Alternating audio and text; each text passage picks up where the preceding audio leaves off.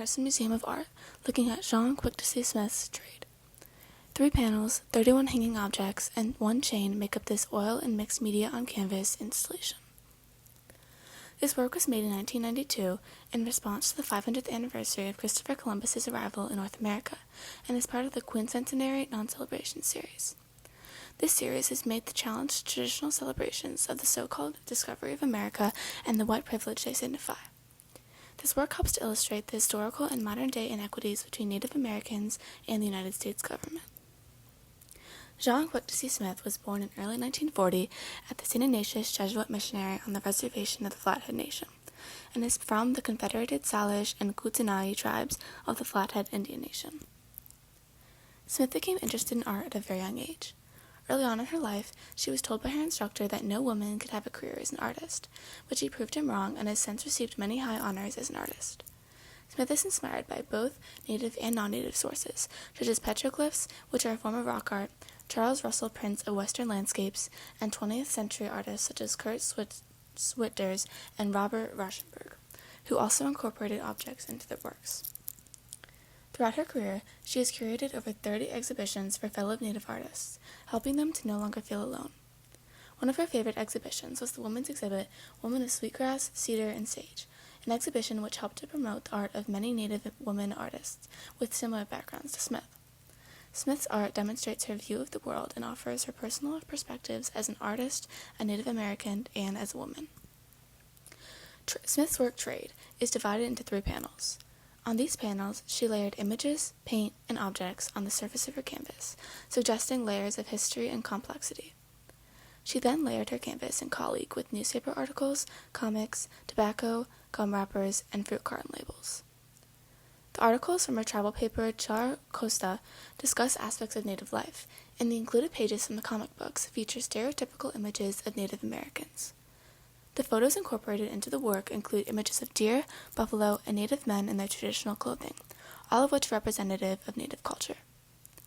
Smith then continued to apply blocks of white, yellow, green, and red paint over the layer of colored material. She emphasized the color red as it has multiple meanings to her. Red refers to her Native heritage as well as to blood, warfare, and sacrifice.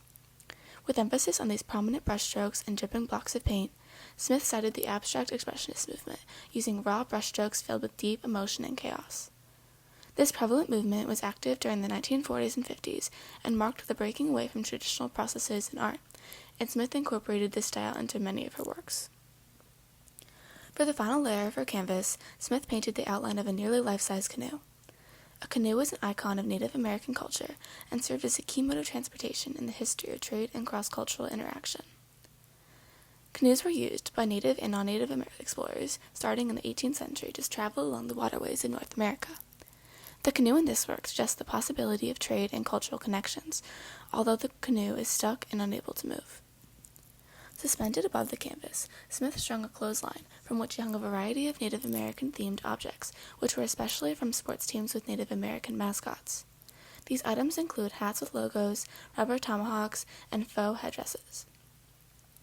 These hanging objects serve as a reminder of how Native life has been commodified, turning Native objects into cheap trinkets without a real understanding of what the original meanings were. This array of sports memorabilia, which are collectibles associated with sports, above the canvas speaks to the commodification of Native American identity within popular culture. Ironically, this work offers these objects to white people in exchange for the return of stolen lands. The misunderstanding between Native and non-Native worlds underlies this work itself. Smith actually stated that this work may as well say, "Why won't you consider trading the land we handed over to you for these silly trinkets that so honor us? Sound like a bad deal? Well, that's the deal you made us." This work raises the issues of racism and injustice present in the lives of Native Americans throughout American history, especially during the time of Western expansion. This work overall restates the typical narrative of the history of the United States, specifically the desire to expand their land towards the Pacific Ocean. This is encompassed in the ideology of manifest destiny, which is the belief in the destiny of Western expansion. This work can be compared to the Annunciation triptych, as this work is divided into 3 panels, therefore resembling a medieval altarpiece. This work can also be compared to the oxbow, as this work is also associated with the concept of manifest destiny. In conclusion, Trade is a work of great complexity that stands as a prominent symbol of Native American protest and revisionist history, as well as examines issues of Native identity as it is seen by both Native and non-Native Americans.